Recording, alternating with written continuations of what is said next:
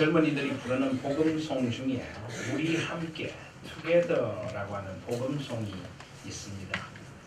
아마 여러분들도 가사를 들어보시면 한 번쯤 들어보셨을 법한 복음송인데요. 하나님께서는 우리의 만남을 계획해 놓으셨네. 우린 하나 되어 어디든 가리라. 주 위에 서면 무엇이든 하리라. 당신과 함께 우리는 하나 되어 함께 걷네. 하늘 아버지 사랑 안에서 우리는 기다리며 기도하네. 우리의 삶에 사랑 넘치도록. 그렇습니다. 하나님께서는 우리의 만남을 계획해 놓으셨습니다. 하나님께서는 우리를 찾아오셔서 우리를 만나 주셨고, 우리가 이 땅을 살아가면서 소중한 만남들을 이어가며 이 만남들이 축복된 만남, 우리가 복의 통로가 되는 그런 만남을 이루어 가기를 원하십니다. 오늘은 가정의 달 마지막 주일 예배를 드리는 시간입니다. 여러분, 하나님께서 내 인생의 길에 만나게 해주신 우리 가족들을 소중한 선물로 다시 한번 받아들이시는 저와 여러분들이 되시기를 바랍니다. 하나님께서 나에게 주신 가장 축복된 만남은 내 살아가는 가족들이고 또 나와 더불어 살아가는 이들인 것입니다. 가정의 달이 끝나기 전에 여러분 한번 우리 가족들에게 그렇게 고백해 보지 않겠습니까? 사랑하는 아내에게 또 사랑하는 남편에게, 여보, 당신은 하나님께서 나에게 주신 이 세상의 가장 소중한 선물이라고. 나에게 다가와 이렇게 가장 소중한 선물이 되어 주었어. 고마워요. 자녀들에게 또 부모님들에게 가장 소중한 선물이 되어준 그 사랑을 감사하며 고백할 수 있는 그런 아름다운 가정의 달 마무리가 되기를 소원합니다. 하나님께서는 아브라함을 그렇게 만나 주셨습니다. 아브라함은 갈대아 우르 땅에서 이방신을 섬기고 살았던 사람입니다. 문명이 발달하고 부와 여러 가지 문화를 향유했던 사람이었지만, 그러나 참된 소망, 하나님 나라의 비전은 없었던 사람이었습니다. 그런 아브라함을 하나님께서 찾아가셔서 아브라함에게 하나님께서 먼저 복된 만남이 되어주셨습니다. 그러면서 너는 너의 고향과 친척과 아버지의 집을 떠나 내가 내게 보여줄 땅으로 가자. 하나님께서 아브라함에게 새로운 비전을 열어주셨습니다. 그리고 그 비전을 따라서 아브라함은 하란으로, 또 그의 아버지 데라가 죽고 난 후에는 드디어 약속의 땅 가나안으로 들어오게 됩니다. 하나님께서는 아브라함에게 내가 너로 큰 민족을 이루고 내게 복을 주어 내 이름을 창대하게 하리니 너는 복이 될지라. 너가 가는 곳마다 너는 복의 통로가 되고 복의 근원이 되어서 너가 있는 곳을 복되게 하고 너와 더불어 살아가는 이들을 복되게 하라. 그것이 하나님께서 아브라함에게 주신 비전이었습니다. 아브라함은 여호와의 말씀을 따라갔고 가나안 땅에 들어가서 가는 곳마다 제단을 쌓고 여호와의 이름을 부르며 우상을 섬기고 세상의 헛된 욕망을 섬기는 이들 사이에서 하나님을 섬기는 하나님의 백성의 그 복된 삶을 보여주어야 할 존재로 하나님께서 불러주신 것입니다. 그런데 오늘 10절부터 20절까지 오늘 본문 말씀은 그런 아브라함의 뭔가 조금 믿음의 자리를 잃어버린 듯한 모습을 되게 보여주기 시작합니다. 오늘 12장 10절을 보시면 그 땅에 기근이 들었으므로, 그 땅, 이 땅은 어떤 땅입니까? 하나님께서 보여주신 땅입니다. 12장 1절에 내가 내게 보여줄 땅으로 가라. 이 땅은 약속의 땅이고 언약의 땅이며 이 땅은 하나님의 꿈이 깃들어 있는 땅입니다. 그런데 문제는 그 땅에서 기근을 만났다라고 이야기를 합니다. 사랑하신 여러분, 이럴 수가 있습니까? 하나님의 약속을 따라갔는데 하나님께서 주신 그 약속의 땅으로 갔는데 기근을 만날 수가 있습니까? 여기 기근이라는 것은 큰 흉년이 들어서 먹을 것도 없는 그런 비참한 상태를 일컫습니다. 그럴 수 있습니까? 네, 그럴 수 있습니다. 우리 믿음의 사람들이 먼저 알아야 될 것은 이것입니다. 우리가 하나님의 말씀을 따라 살아갈 때에도 우리는 여전히 인생에서 기근을 만날 수 있고 고통과 고난을 만날 수가 있다는 것입니다. 이 땅은 근원적으로 인간들이 하나님을 불순종하여 죄악의 쓴뿌리가 곳곳에 도사리고 있는 땅입니다. 여전히 하나님께서 세상의 왕으로 세상을 통치하시고 하나님의 창조하신 세계이지만은 그러나 이 땅에 예수 그리스도께서 다시 오시는 그날까지 여전히 고통과 아픔, 죄와 슬픔은 함께 공존하고 있는 것입니다. 하나님께서는 믿음의 사람들을 부르실 때 어떤 어려움도 없는 땅을 약속하시지 않으셨습니다. 고난과 아픔 가운데 함께 하시리라는 동행의 약속을 해주신 것입니다. 그러므로 믿음의 사람에게도 고난이 찾아오고 아픔이 찾아올 수 있는 것입니다. 문제는 그 고난과 아픔을 만났을 때 믿음의 사람은 믿음으로 그 일들을 대해야 합니다. 믿음으로 그 위기를 맞이해야 하는 것입니다. 그런데 문제는 오늘 12장 10절이 보여주는 아브라함의 모습은 믿음의 조상이라고 하기에는 부끄러운 모습입니다.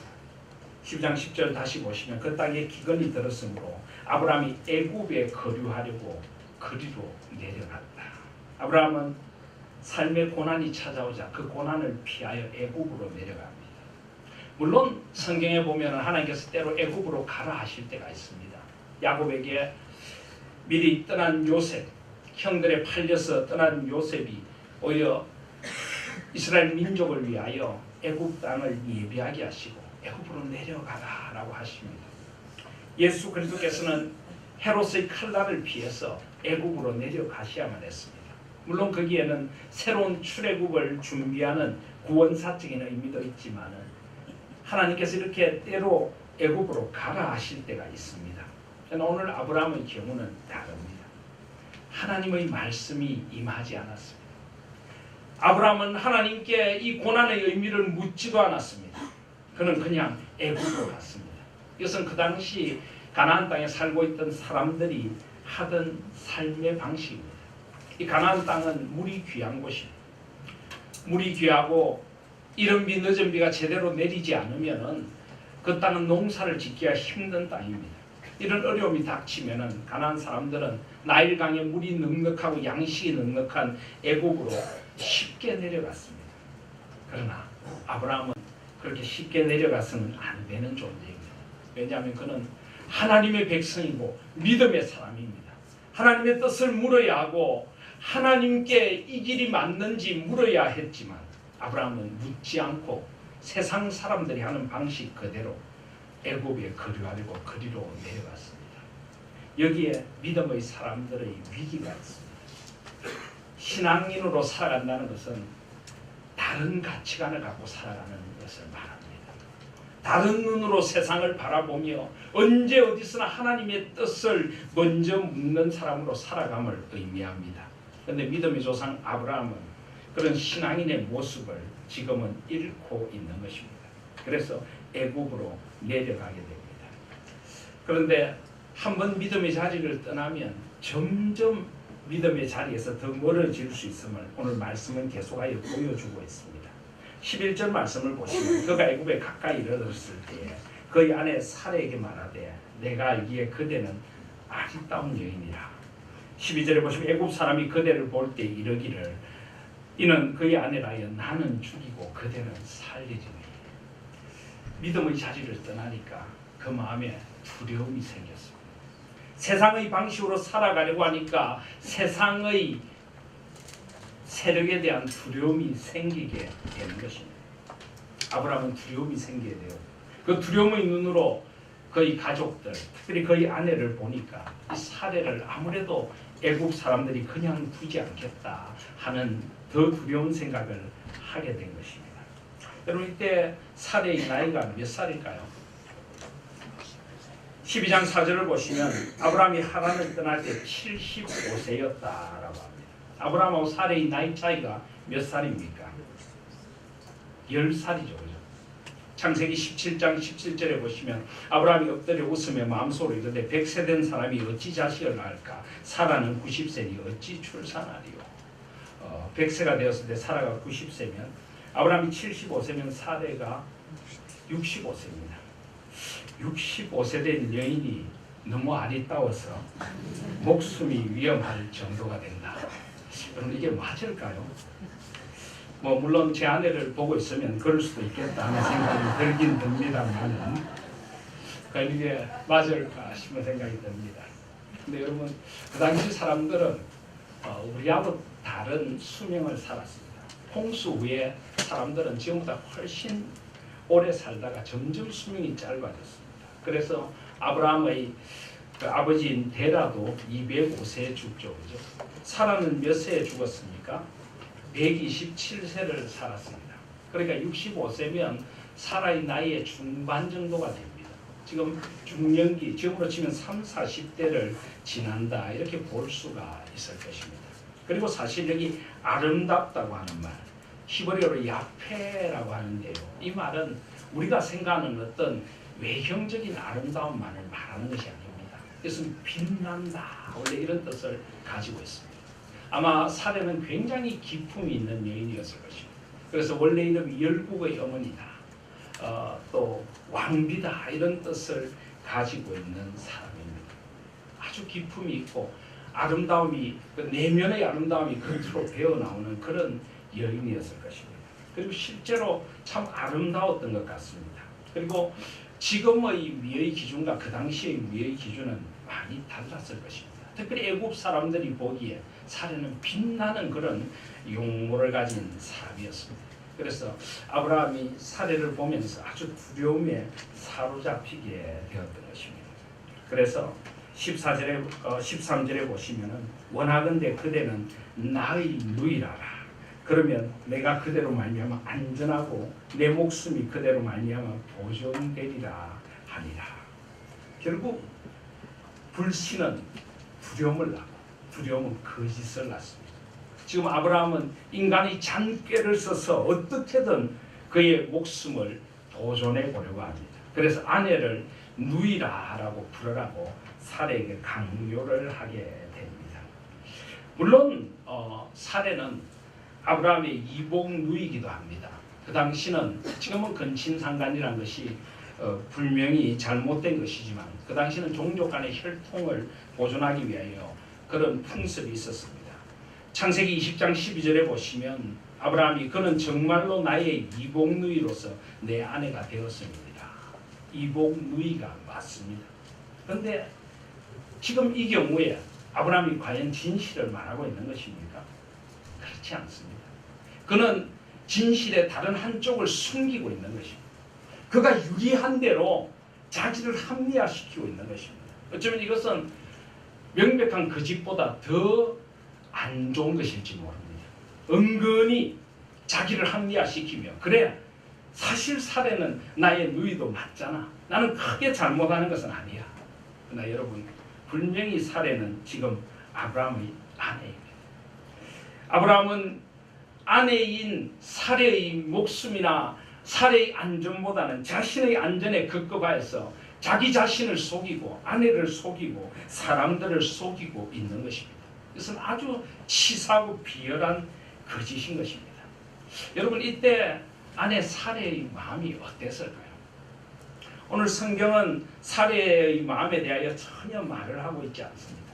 그렇지만 그 아내의 마음에는 가슴 깊은 도려내는 듯한 상처가 새겨졌을 것입니다. 아브라함 하나를 믿고 갈대아 우르에서 하란에서 가나안으로 왔습니다. 평생 믿고 따랐던 남편이 자기를 헌신짝처럼 버리고 있는 것입니다. 아브라함은 가정의 가장으로서 지켜야 될 자리를 지키지 못하고 아내를 보호해야 될 자리를 지키지 못하고 하나님의 백성으로서 부름받은 자리를 지금 지키지 못하고 있는 것입니다. 이것은 아브라함의 믿음의 완전한 실패를 보여주고 있는 것입니다. 오늘 말씀은 우리에게 가정의 달을 마무리하는 이 시간 참 아픔으로 다가옵니다. 여러분, 우리도 이렇게 믿음의 자리를 제대로 지키지 못하고 하나님께서 풍부해 주신 자리를 제대로 지키지 못하면 이렇게 세상과 짝하고 죄를 짓고 아내와 가족들에게 상처를 주고 지켜야 할 자리들을 벗어나는 이런 비참한 모습을 보일 수 있다는 것을 성경은 말씀해 주고 있습니다. 아브라함의 염려는 어느 정도 맞았는지 모릅니다. 적어도 아내에 대한 염려. 그래서 14절을 보시면 아브라함이 애굽에 이르렀을 때 애굽 사람들이 그 여인이 심히 아리따움을 보았고 사례를 심히 아름답게 보았습니다. 그래서 15절에 보면 바로의 고관들도 그를 보고 바로 앞에서 칭찬함으로 그 여인을 바로의 궁으로 이끌어들인지라. 결국 사례는 바로의 후궁으로 앉혀지게 되는 그런 위기에 처하게 됩니다. 그것이 얼마나 큰 위기입니까? 여러분, 이때 사례의 마음이 어땠을까요? 사례는 지금 자기에게 일어나고 있는 이 현실을 믿고 싶지 않을 정도로 당황하고 있었을 것입니다. 한 가련한 여인의 삶이 완전히 지금 인생의 가장 큰 고난에 부딪히고 있는 것입니다. 아브라함의 마음은 어땠을까요? 아마 아브라함도 이렇게까지 될 줄은 몰랐을지 모릅니다. 그런데 16절을 보시면 이에 바로가 그로 말미암아 아브라함을 후대함으로 아브라함이 양과 소와 노비와 암수 나귀와 낙타를 얻었더라. 사례를 취하고 바로는 그 대가로 애굽의 많은 것들을 아브라함에게 줍니다. 양과 소와 노비와 암수 나귀와 낙타를 얻었더라. 아내를 주고 얻은 재물. 여러분, 이것이 믿음의 조상 아브라함의 모습입니다. 참 부끄럽고 참 비참한 모습을 아브라함은 지금 우리에게 보여주고 있는 것입니다. 성경은 왜 이런 사건을 기록하고 있을까요? 이 모습을 통하여 우리를 반추해 보기를 원하시고 믿음의 사람이 믿음의 자리를 떠나면 얼마나 비참해질 수 있는지 그 모습을 우리에게 일깨우기를 원하시는 것입니다. 이 모습 속에서 저와 여러분의 모습을 비추어 볼 수 있고 죄의 결과가 얼마나 비참하고 더럽고 참혹한 것인가를 볼 수 있는 저와 여러분들이 되시기를 먼저 소원합니다. 그런데 17절을 보시면 여호와께서 아브라함의 아내 사레의 일로 바로와 그 집에 큰 재앙을 내리게 됩니다. 그래서 바로가 결국 아브라함을 불러서 아브라함을 책망한 후에 20절에 보시면 바로가 사람들에게 그의 일을 명하며 그들이 그와 함께 그의 아내와 그 모든 소유를 보내었더라. 결국 이 절체절명의 위기의 순간에 하나님께서 직접 개입하셔서 사례를 그 위기로부터 건져내시고 이 모든 위기를 하나님께서 막으시고 결국 아브라함을 원래 부르신 약속의 땅으로 다시 돌려보내게 됩니다. 13장 1절에 보시면 아브라함이 애굽에서 그와 그의 아내와 모든 소유와 롯과 함께 네겝으로 올라간다. 다시 약속의 땅 남방을 향해 올라가게 됩니다. 이렇게 이 위기는 하나님의 직접적인 개입으로 일단락되게 됩니다. 그런데 여기서 우리는 몇 가지 질문을 던져볼 수가 있습니다. 여러분, 왜 하나님께서 바로와 그 집에 재앙을 내리셨을까요? 오늘 본문에서 누가 잘못했습니까? 죄를 누가 지었습니까? 아브라함이 지었습니다. 아브라함은 믿음의 자리를 떠났고 그의 아내를 루이라고 속였고 거짓을 했고 결국 아브라함의 이 불신과 거짓의 죄가 이런 위기를 초래한 것입니다. 잘못을 아브라함이 했습니다. 그런데 왜 하나님께서는 17절에 보시면 바로와 그 집에 재앙을 내리셨습니까? 왜 그러셨을까요? 이 본문을 이렇게 해석하면 안 됩니다. 어떤 사람들은 이 본문을 보면서 이렇게 해석합니다. 아, 믿음의 사람들은 무슨 짓을 해도 복을 받는구나. 하나님은 언제나 하나님의 백성들의 편이고 역시 바로는 벌을 받는구나. 그래서 믿음의 사람들은 무엇을 해도 다 복을 받고 하나님께 지켜주시는구나. 믿음의 사람은 거짓말을 해도 하나님께서 지켜주시는구나. 역시 모든 것이 합력하여 선을 이루는구나. 여러분 여기서 그런 구절을 인용하면 성경에 대한 모독입니다. 과연 하나님께서 아브라함의 죄를 합리화시켜 주시고 하나님은 언제나 믿음의 사람의 편만 드시는 그런 하나님이실까요? 아닙니다.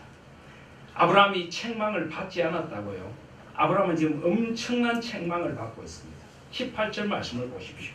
바로 아브라함을 불러서 이르되 내가 어찌하여 나에게 이렇게 행하였느냐? 내가 어찌하여 그를 내 아내라고 내게 말하지 아니하였느냐? 19절에 내가 어찌 그를 누이라여 내가 그를 데려다가 아내를 삼게 하느냐? 내 아내가 여기 있으니 이제 데려가라. 바로는 하나님이 없는 사람입니다. 세상에 속한 왕입니다. 그런데 그 세상에 속한 왕이 하나님의 백성을 책망하고 있습니다. 어찌하여 어떻게 이럴 수가 있느냐? 하나님을 믿지 않는 우리도 이러지는 않는다. 어떻게 아내를 팔아서 은금을 취하고 아내를 누이라고 속여서 너의 생명을 보호하려고 하느냐? 어떻게 이럴 수가 있느냐?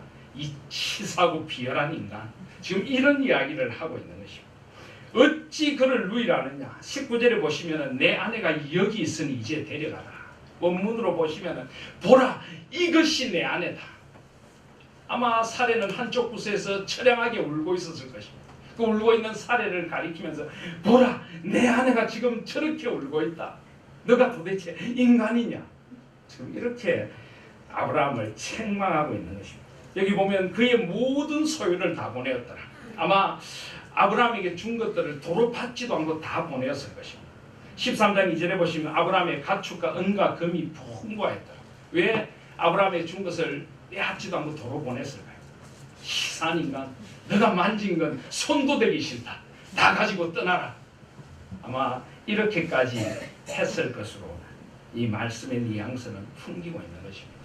여러분 이것이 아브라함이 지은 죄의 최종적인 결과입니다. 얼마나 부끄럽습니까? 믿음의 사람들이 믿음의 자리를 떠나고 세상 사람들과 다를 바 없이 아니 세상 사람들보다도 더 못하게 살면요 하나님께서 조롱을 당하십니다. 하나님의 나라가 조롱을 받습니다. 어떻게 믿음의 사람이 이럴 수가 있느냐? 어찌하여 이 어찌하여라고 하는 히브리어가 마입니다. 마 지금 바로는 분노하고 있는 것입니다. 사랑하시는 여러분, 아브라함은 분명히 죄를 지었고 그는 너무나 부끄러운 지경에 이르게 된 것입니다. 결코 하나님은 아브라함의 죄를 정당화시키거나 하나님은 하나님의 백성들의 편만 드신 하나님은 절대 않으십니다. 그런데 그렇다면 왜 바로의 집에 큰 재앙을 내리셨을까요? 이것은 바로 하나님의 구원의 역사를 이루어 가시기 위한 것입니다. 이것은 아브라함의 편을 드신 것이 아니라 하나님께서 이루어 가셔야 할 여인의 후손을 통한 구원의 역사를 아브라함의 죄에도 불구하고 멈추실 수가 없었기 때문입니다. 내가 너로 큰 민족을 이루게 아니라 하나님께서 사례를 보호하셔야 하고 아브라함의 씨를 통하여서 하나님께서 이루시고자 하는 그 구원의 역사를 이루시기 위하여 바로의 죄를 막으신 것입니다.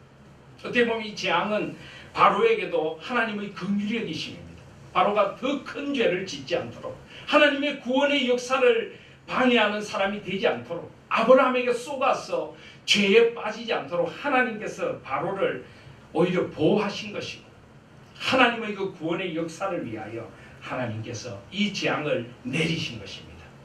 사랑하시는 여러분, 하나님은 여전히 하나님의 구원의 역사를 이루어 가십니다. 우리의 죄와 실수에도 불구하고 하나님은 하나님의 일을 이루어 가시는 분인 줄 믿습니다.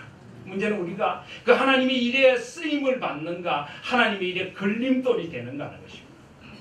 지금 아브라함은 복의 통로가 되어야 합니다. 복의 근원이 되어야 합니다. 오히려 그는 지금 이 바로의 집에 큰 재앙을 안겨주는 재앙의 통로가 되고 있습니다. 사랑하시는 여러분, 우리는 어떻습니까? 우리는 복의 통로로 살아가고 있습니까? 아니면 내가 존재하는 이유가 나와 더불어 살아가는 이들에게 복이 되기보다는 재앙의 통로가 됩니다. 사람들을 거짓에 빠뜨리고 더 큰 죄를 유발하는 자리에 우리는 머물러 있지는 않습니까? 오늘 이 모습 속에서 우리 자신을 다시 한번 돌아보시고, 그럼에도 불구하고 하나님의 구원 역사를 이루고 가신 하나님의 신실하심 앞으로 다시 한번 돌아오실 수 있는 저와 여러분들이 되시기를 바랍니다. 오늘 말씀을 맺으며 한 가지 더 살펴보려고 하는 것은, 그렇다면 아브라함이 왜 이런 죄에 빠졌는가 하는 것입니다. 왜 아브라함은 이런 실수를 하게 됐을까요? 그 근원적인 원인이 무엇입니까? 아브라함이 지은 가장 큰 죄는 무엇입니까? 거짓말한 죄입니까? 사실 아브라함이 이런 어처구니 없는 불신의 자리에 빠지게 된 근원적인 이유는 하나님 나라의 거룩한 비전을 잃어버렸기 때문에, 하나님 나라의 거룩한 비전을 잃어버리면 믿음의 사람들이 이렇게 타락할 수 있고 이렇게 세상의 조롱거리가 될 수 있다는 것을 오늘 말씀은 보여줍니다. 하나님께서는 아브라함을 부르셔서 하나님 나라의 비전을 보여주셨습니다. 12장 1절 2절을 3절을 보시면 여호와께서 아브라함에게 이르시되 너는 너의 고향과 친척과 아버지의 집을 떠나 내가 네게 보여줄 땅으로 가라. 내가 너로 큰 민족을 이루고 내게 복을 주어 내 이름을 창대하게 하리니 너는 복이 될지라. 너를 축복하는 자에게는 내가 복을 내리고 너를 저주하는 자에게는 내가 저주하리니 땅의 모든 족속이 너로 말미암아 복을 얻을 것이라. 이것이 바로 하나님의 나라입니다. 하나님의 백성의 새로운 민족을 이루고 하나님의 나라의 새로운 영토를 이루고 하나님을 모시고 하나님의 그 통치가 이루어지는 축복의 땅을 이루어가라고 불러주신 것, 이게 바로 하나님 나라의 비전입니다. 여러분, 나라라고 하면 나라를 구성하는 요소가 몇 가지 있죠. 뭐가 있습니까? 땅이 있어요. 영토가 있어요. 또 백성이 있어요. 백성이 있어야 나라를 구성할 수가 있습니다. 그런데 땅과 영토보다 더 중요한 것이 있습니다. 뭡니까? 주권입니다. 주권. 나라는 그 나라 자체로 존재하는 그 나라의 독립적인 주권이 있어야 합니다. 일제강점기를 생각해 보십시오. 우리에게는 이 땅이 있었습니다. 우리나라 땅이 어떤 모양으로 생겼습니까? 토끼 모양으로 생겼다. 옛날에 우리는 그렇게 배웠죠. 근데 이것도 일본 사람들이 우리를 격하하려고 만든 것이라 그러더라고요. 그래서 요즘은 토끼 모양이 아니라 호랑이 모양이다. 그래서 저 토끼 꼬리 같은 곳을 뭐라고 부릅니까? 호미곶이다. 호랑이 꼬리 곳이다. 그렇게 부릅니다. 어쨌든 땅이 있었습니다. 우리 땅은 그대로 있었습니다. 우리 백성들도 그대로 있었습니다. 그런데 주권을 빼앗기니까 더 이상 우리나라는 우리나라가 아니었습니다. 일본의 속국이 되었던 것입니다. 가장 중요한 것이 주권입니다. 주권. 그리고 여러분, 또 하나가 필요합니다. 주권도 필요하고 땅도 필요하고 백성도 필요한데 나라에는 또 하나 정말 중요한 게 있습니다. 뭘까요? 법입니다. 법. 헌법이라는 것입니다. 나라를 통치하는 통치 이념과 통치 질서라는 법이 있습니다. 법이 없으면 나라가 존재할 수가 없습니다. 대통령이든 누구든 나라의 법 아래에 있습니다. 이 법은 우리나라를 나라 되게 하는 것이고 우리나라가 무엇을 위하여 존재하고 어떤 목적을 가지고 나아가는가 하는 것을 보여주는 것입니다. 그래서 우리나라 대한민국 헌법에도 이 통치 이념을 가리키는 전문이 있죠. 유구한 역사와 전통에 빛나는 우리 대한민국은 3.1운동으로 건립된 대한민국 임시정부의 법 통과, 불의에 한가한 4.19 민주 이념을 개성하고 조국의 민주개혁과 평화적 통일의 사명에 입각하여 정의, 인도와 동포애로서 민족의 단결을 공고히 하고 모든 사회적 폐습과 불의를 타파하며 자율과 조화를 바탕으로 자유민주적 기본 질서를 더욱 확고히 하여 정치, 경제, 사회, 문화의 모든 영역에 있어서 각인의 기회를 균등히 하고 능력을 최고도로 발휘하게 하여 자유와 권리에 따르는 책임과 의무를 완수하게 하여 안으로는 국민 생활의 균등한 향상을 기하고 밖으로는 항구적인 세계평화와 인류 공정에 이바지함으로써 우리들과 우리들의 자손의 안전과 자유와 행복을 영원히 확보할 것을 다짐한다. 우리 대한민국 헌법 전문입니다. 우리나라가 어떻게 존재하고 무슨 꿈을 꾸고 어떤 나라를 이루고자 하는가, 이 법, 이 나라의 이념, 나라의 비전이 법에 들어있는 것입니다. 그리고 제1장 총강에 보시면 제1조 대한민국의 주권은 국민에게 있고 주권을 이야기합니다. 모든 권력은 국민으로부터 나온다. 제2조 대한민국의 국민이 되는 요건은 법률로 정한다. 제3조 대한민국 영토는 한반도와 그 부속 도서로 한다. 영토가 나오고 백성이 나오고 주권이 나오고 법률이 나오는 것입니다. 이 네 가지가 바로 나라를 구성하는 요소입니다. 그렇다면 우리 하나님 나라에도 하나님 나라의 통치념, 하나님 나라의 비전을 가르쳐주는 법이 있습니다. 뭡니까? 말씀인 것입니다. 말씀. 우리는 하나님의 말씀을 따라 살아갑니다. 대한민국의 국민이 되는 요건은 법률로 정한다. 하나님 나라의 백성이 되는 요건은 성경 66권으로 정하는 것입니다. 이 법을 따라 살아가고 이 말씀의 이념을 따라서 이 말씀의 가치관을 따라서 이 말씀의 비전을 따라 살아가는 사람이 하나님 나라의 백성인 줄 믿습니다. 아브라함은 지금 그 하나님의 말씀을 떠났습니다. 창세기 12장 4절에 보시면 이 아브라함이 여호와의 말씀을 따라갔고 하나님의 말씀을 따라서 갈 바를 알지 못하고 믿음으로 나갔던 아브라함이 말씀의 길을 잃어버리고 하나님께서 말씀하시지 않은 세상과 짜가는 길로 걸어갈 때 하나님의 나라의 비전이 사라져버리게 된 것입니다. 하나님의 백성인 저와 여러분들은 이 말씀의 비전을 따라서 살아가시고 언제나 이 말씀의 길을 물어서 살아가실 수 있기를 바랍니다. 제가 남아가서 유학할 때 제가 섬겼던 요하네스버그 한인교회라고 하는 교회가 있었습니다.